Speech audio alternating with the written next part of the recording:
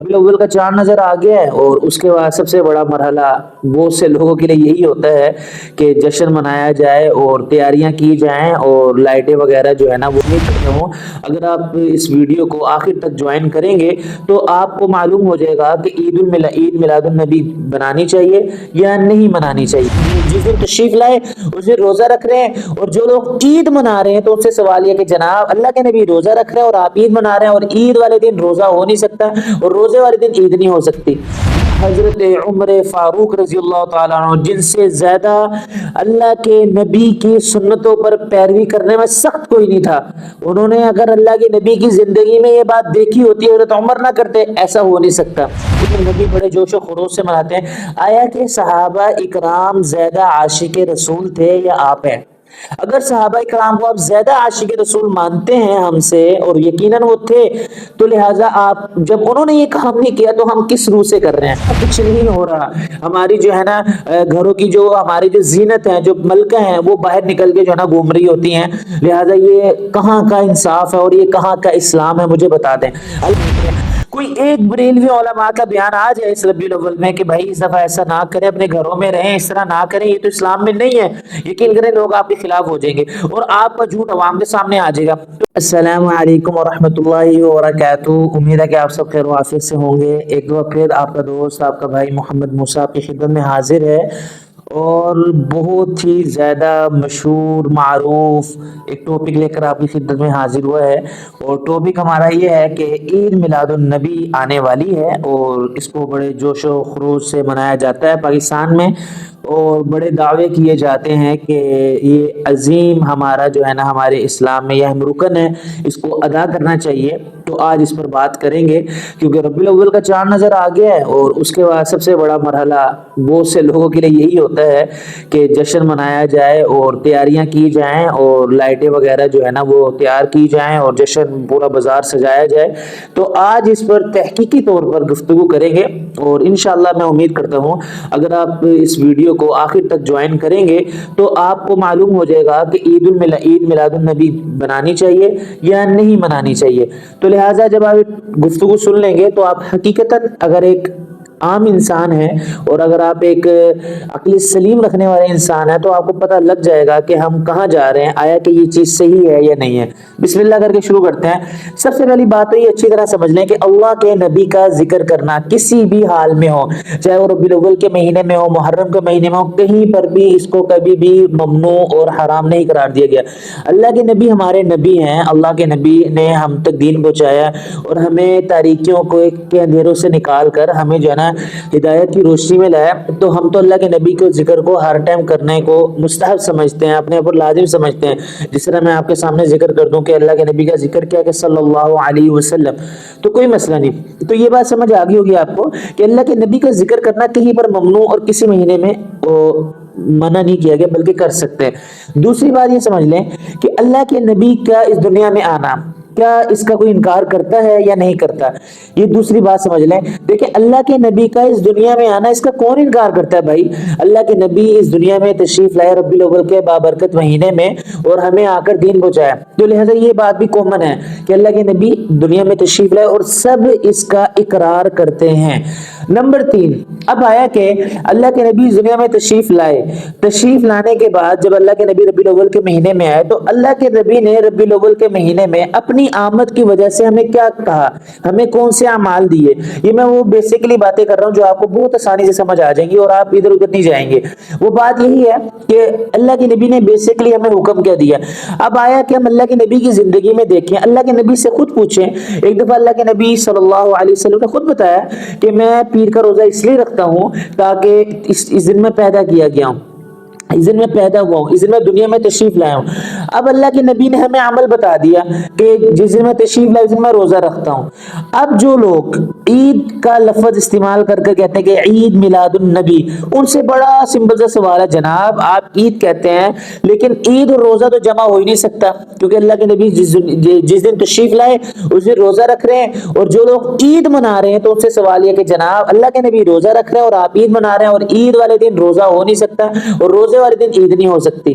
تو لہٰذا یہ سمپل سی بات آپ کو سمجھ آ گئی ہوگی کہ اللہ کے نبی کی زندگی سے ہمیں یہ معلوم ہو گیا ہوگا کہ عید جس کو آپ عید کہہ رہے ہیں, اللہ کے نبی کے جس کو آپ میلاد رسول کہہ رہے ہیں, حقیقتاً اس دن ہمیں روزہ رکھنا چاہیے.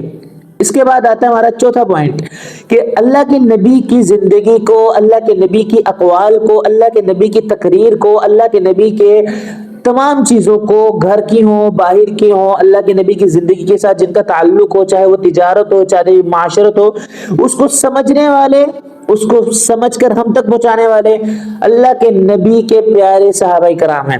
اب اللہ کے نبی کے پیارے صحابہ کرام رضی اللہ تعالی عنہم اجمعین کی زندگی کو دیکھا جائے, حضرت ابو بکر اللہ کے نبی کے بعد خلیفہ بنے. آیا کہ ان کی زندگی میں ربیع الاول کا مہینہ آیا, انہوں نے کیا کیا؟ انہوں نے کچھ بھی نہیں کیا. انہوں نے نہ ایسے جلوس نکالے, نہ ایسے محفلیں کرائیں, نہ ایسے میلاد کرائے, اور نہ ہی اس پر مجبور کیا کہ ایسا کیا جائے. اور اس کے بعد حضرت عمر فاروق رضی اللہ تعالیٰ عنہ, جن سے زیادہ اللہ کے نبی کی سنتوں پر پیروی کرنے میں سخت کوئی نہیں تھا, انہوں نے اگر اللہ کے نبی کی زندگی میں یہ بات دیکھی ہوتی, حضرت عمر نہ کرتے, ایسا ہو نہیں سکتا. اس کے بعد حضرت عثمان غنی رضی اللہ تعالی عنہ, جن کو اللہ کے نبی نے اپنی دونوں بیٹیاں نکاح میں دی. اس کے بعد حضرت علی رضی اللہ تعالی عنہ, جن کو حضرت فاطمہ رضی اللہ تعالی عنہ اللہ کے نبی نے نکاح میں دی. اب آیا کہ ہمارے خلفائے راشدہ کی زندگی میں دیکھا جائے تو ایسا کوئی معاملہ نہیں ہوا. اس کے بعد چلیں آپ تبع تابعین کے زمانے میں دیکھ لیں, تابعین جنہوں کے اللہ کے رسول کے بعد اللہ کے صحابہ کو دیکھا ہو, اور تبع تابعین جنہوں نے تابعین کو دیکھا ہو, ان کی زندگی میں آپ کو کوئی ایسا پہلو نہیں ملے گا. اچھا, اس کے بعد جب یہ ہم نے 4 باتیں کر لی, کہ چوتھی بات ہم نے یہ کی کہ اللہ کے نبی کے صحابہ کرام میں یہ بات نہیں تھی. اب سوال یہ آپ کا بننا چاہیے کہ پھر یہ کہاں سے آئی, کیسے ہوا؟ اللہ کے نبی کے بعد, صحابہ کرام کے بعد, تبع تابعین کے بعد, 6ٹھی صدی میں 600 ہجری گزرنے کے بعد, یعنی کہ 6ٹھی ہجری میں ہمارے نزدیک یہ 604 ہجری میں اس کو ایجاد کیا گیا. اور اس کو ایجاد کرنے کا مقصد یہ تھا کہ تمام علماء اکٹھے ہوں اور جو ہے نا ذکر رسول کیا جائے صلی اللہ علیہ وسلم. لیکن اس وقت کے بھی بعض علماء نے اس کو ممنوع قرار دیا, کیونکہ اس کی تشویح ہو جائے گی, آگے بات پھیل جائے گی. تو یہی ہوا, جو ڈر تھا وہی ہوا کہ آگے جا کے بات اتنی پھیلی کہ لوگوں کے گھروں میں کیا, لوگوں کے بازاروں میں کیا, لوگوں کے ذہنوں میں کیا, لوگوں کے دلوں میں کیا, ہر جگہ یہ بات مشہور ہو گئی کہ یہ دین کا اہم رکن ہے اور اہم حصہ ہے. حالانکہ اللہ کے نبی نے ایسا بالکل بھی نہیں کیا, نہ کرنے کا حکم دیا. اب یہاں پر ایک سوال میرا ان لوگوں سے بنتا ہے جو عید میلاد النبی بڑے جوش و خروش سے مناتے ہیں, آیا کہ صحابہ اکرام زیادہ عاشق رسول تھے یا آپ ہیں؟ اگر صحابہ کرام کو آپ زیادہ عاشق رسول مانتے ہیں ہم سے, اور یقیناً وہ تھے, تو لہٰذا آپ جب انہوں نے یہ کام نہیں کیا تو ہم کس روح سے کر رہے ہیں؟ اور نعوذ باللہ ہم یہ کہہ نہیں سکتے کہ ہم ان سے زیادہ عاشق رسول ہیں. تو آپ کو صحابہ کرام کی بات کو ماننا پڑے گا, سمپل سی بات ہے.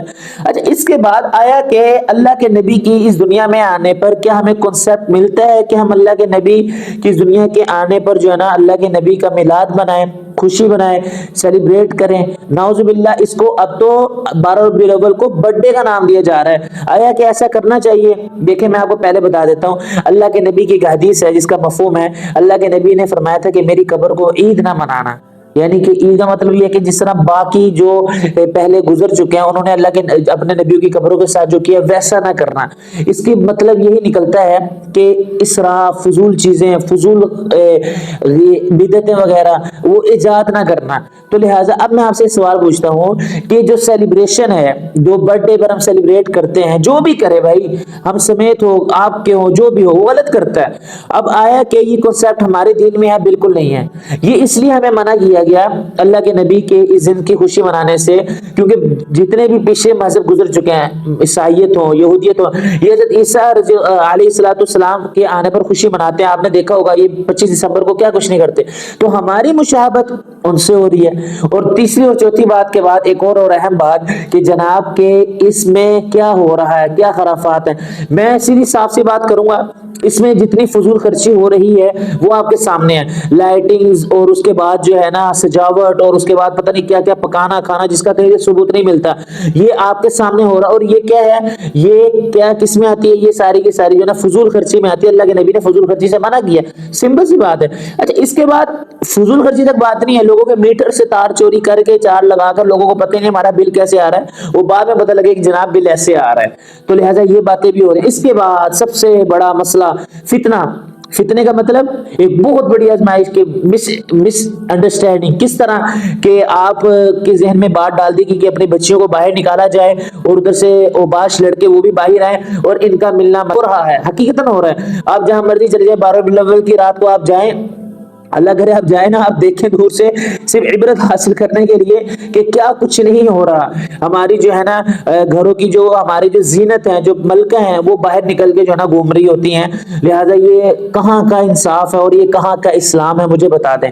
اللہ کے نبی جن چیزوں سے منع کر کے گئے ہیں آپ وہ کر رہے ہیں، تو گویا کہ آپ نقصان میں ہیں۔ اور ایک بات یاد رکھیے گا، اللہ کے نبی کی حدیث ہے، جس نے میرے بعد کوئی نئی چیز ایجاد کی جو کہ نہیں تھی، جو اسلام میں نہیں تھی، اس کا مفہوم یہ ہے وہ مردود ہے، وہ بدکار ہے، یعنی کہ وہ دھتکارا گیا ہے، وہ صحیح نہیں ہے۔ تو لہٰذا آپ نئی نئی چیزیں ایجاد کریں۔ اگر آپ یہ کہتے ہیں، آپ کے بڑے الٹے سیدھے سوال بھی ہوتے ہیں حضرات کی طرف سے، میں ان کے جواب بھی دے دیتا ہوں کہ بھائی اللہ کے نبی کے آنے کی خوشی کس کو نہیں ہوتی؟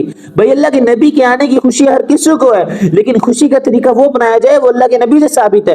اگر آپ یہ کہیں گے ہم یہ اللہ کے نبی کی خوشی اپنے طریقے سے منائیں گے تو وہ اسلام نہیں ہے، آپ اس کو اسلام کا نام دے رہے ہیں، یہ تو بدعت ہے۔ اور بدعت کے بارے میں تو بڑی بڑی تنبیہات آئی ہیں۔ اللہ کے نبی کے آنے کی خوشی تمام کو ہے، لیکن خوشی کا طریقہ اللہ کے نبی نے ہمیں بتایا، غم کا طریقہ بھی اللہ کے نبی نے ہمیں بتایا۔